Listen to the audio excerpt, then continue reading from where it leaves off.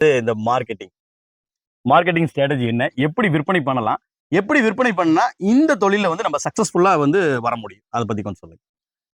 மார்க்கெட்டிங்கிறது வந்து பாத்தீங்கன்னா பெருவிடையை பொறுத்த வரைக்கும் அப் டு யூ.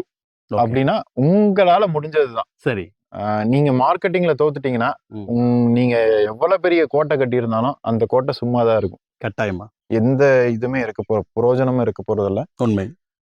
ஒரு பண்ணை ஆரம்பிக்கிறாங்க அப்படின்னா ஃபர்ஸ்ட் நாங்க சொல்றது என்னன்னா, ஒரு 30 கோழியை வச்சு நீங்க வந்து ஆரம்பிங்க. அந்த 30 கோழியில இருந்து 100 கோழி வரும்போது தன்னை போல உங்களுக்கு மார்க்கெட்டிங் அமையும். ஓகே. செவி வழி மார்க்கெட்டிங். அதாவது எப்படின்னா, என் மாமா இன்னைக்கு என்கிட்ட ஒரு பெட்டை கோழி கறிக்காக பிடிக்கிறாருன்னு வச்சுக்கோங்களேன். ஓகே. அவரு எனக்கு வந்து மாசத்துல 2 தாட்டி எடுப்பார். கட்டாயமா. அடுத்தது அவரோட ஃப்ரெண்ட்ஸ் சர்க்கிள்ல இந்த மாதிரி கோழி வேணும் அப்படின்ற போது எனக்கு ரெஃபரல் வரும். இந்த மாதிரி அப்படியே செயினா பிரிஞ்சுக்கிட்டே போகும். இந்த மாதிரி போகும்போது இது வந்து லோக்கல் மார்க்கெட்டிங். அப்படியே காது வழியாவே வந்து இவர்கிட்ட குவாலிட்டியா இருக்கு, நல்லா இருக்கு, நல்லா இருக்கு அப்படின்னு சொல்லும் போது ஒருத்தர் மாத்தி அது வந்து அப்படியே செவி வழியா போகுது.